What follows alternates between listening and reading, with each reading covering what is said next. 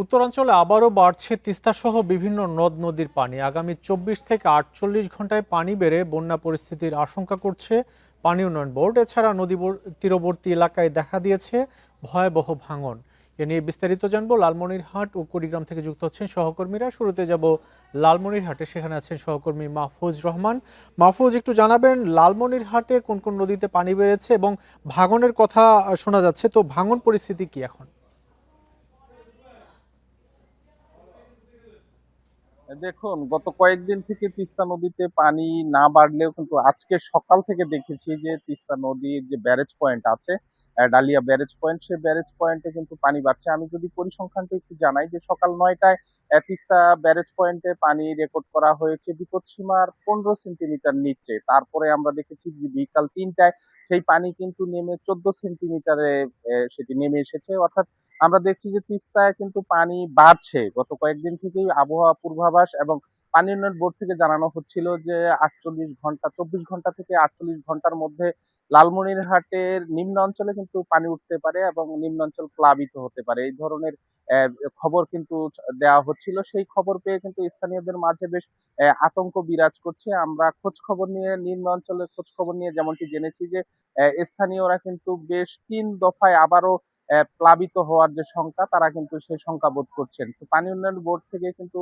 পানির পূর্বাভাস দেওয়া হচ্ছে, সেটি বন্যার শঙ্কা রয়েছে। আর আমি যদি জেলা প্রশাসনের পক্ষ থেকে জানাই যে ইতোমধ্যে জেলা প্রশাসন থেকে কিন্তু 5 লক্ষাধিক টাকা কিন্তু বরাদ্দ, পাশাপাশি 100 মেট্রিক টন চাল বরাদ্দ রাখা হয়েছে। পানি যদি বাড়ে এবং কোনো অঞ্চল প্লাবিত হয়, সেক্ষেত্রে তাদেরকে কিন্তু সহায়তা দেওয়া হবে বলে জানিয়েছেন। তো ভাঙ্গনের ব্যাপারটি যেটি আপনি বললেন, সেটিও আমরা কিন্তু খোঁজ খবর রাখছি লালমনিরহাট জেলায়। তবে লালমনিরহাট জেলায় ইতোমধ্যে কয়েকটি স্পটে কিন্তু স্বল্প পরিমাণে ভাঙ্গন শুরু হয়েছে। এখন পর্যন্ত সে ব্যাপক ভাঙ্গন শুরু হয়নি। তবে পানি উন্নয়নের বোর্ডের থেকে সার্বিক প্রস্তুতি নেওয়া রাখা আছে এবং তারা স্বল্প মেয়াদী যে ভাঙ্গনগুলো সৃষ্টি হচ্ছে, সেখানে কিন্তু তারা ভাঙ্গন নিরসনে কাজ করছেন। তো সব মিলে লালমনিরহাটের নদীর যে পানি তিস্তা নদী আছে, সে পানি বাড়ছে। তো এই ছিল আমার কাছে সর্বশেষ। মাহফুজ, আপনি আমাদের সাথে থাকুন। এবার একটু কুড়িগ্রামের পরিস্থিতি জানবো। সেখানে আছেন সহকর্মী তামজিদ হাসান। তামজিদ, একটু জানাবেন কুড়িগ্রামে কোন কোন নদীর পানি বাড়ছে আর কুড়িগ্রামে আহ, বন্যা প্রতিরোধে কি কি ব্যবস্থা নেওয়া হচ্ছে?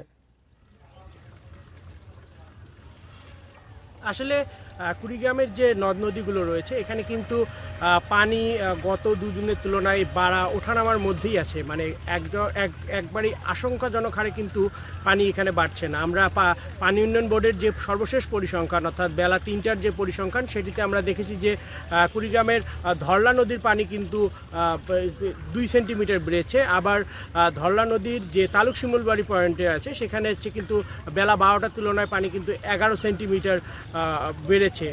কিন্তু এই দুই নদীর পানি কিন্তু বিপদসীমার বেশ খানিকটা নিচ দিয়ে প্রবাহিত হচ্ছে।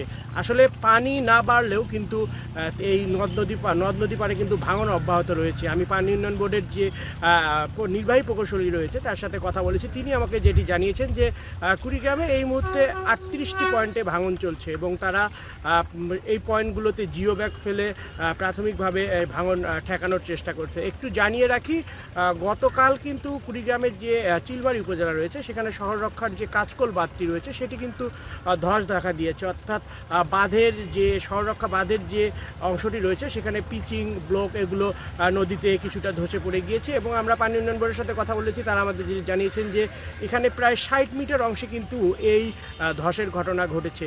পাশাপাশি এখন তারা কিন্তু সেখানে জিও ব্যাগ ফেলছে ভাঙন ঠেকানোর জন্য। তবে এলাকাবাসীর দাবি যে এই জিও ব্যাগ ফেলে তেমন কিন্তু কোনো কাজ হয় না, তারা সেখানে স্থায়ী বাঁধ নির্মাণের দাবি তুলছে। এদিকে রাজারহাট উপজেলার বিদ্যানন্দ ইউনিয়নের যে চরটি রয়েছে, সেখানেও কিন্তু ভাঙন অব্যাহত রয়েছে।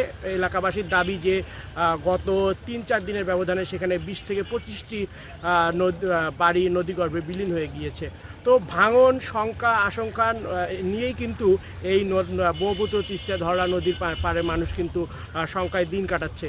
এই নদী পাড়ের মানুষগুলোর একটাই চাওয়া, যে একটা স্থায়ী সমাধান তারা চায় যে শুধুমাত্র জিও ব্যাগ নয়, স্থায়ী বাঁধ নির্মাণ করলে তারা যেন তাদের পরিবার পরিজন নিয়ে এই জায়গায় নিরাপদে থাকতে পারে। তারা এও বলছে যে যদি একটি ভবনে আগুন লাগে তাহলে কিন্তু ভিটে মাটিটা থাকে, কিন্তু নদী ভাঙনে সব নদীগর্ভে বিলীন হয়। তো এই ছিল আমার কাছে কুড়িগ্রাম থেকে ধরলা তিস্তা ব্রহ্মপুত্র নদীর পানি বৃদ্ধি এবং ভাঙন পরিস্থিতির সর্বশেষ। তামজিদ এবং মাহফুজ, আপনাদের দুজনকে অনেক ধন্যবাদ আমাদের সাথে যুক্ত হওয়ার জন্য।